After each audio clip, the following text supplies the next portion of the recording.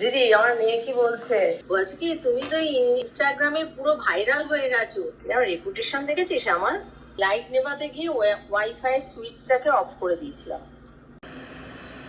আর একটা চড় মেরে দেবো শুনে আমি নিজে খেতে বসে গেলাম, ভাবছে ওর গালে যদি একটা চড় পড়ে। চামচটা একটু ব্যান্ডেলটা দেবো।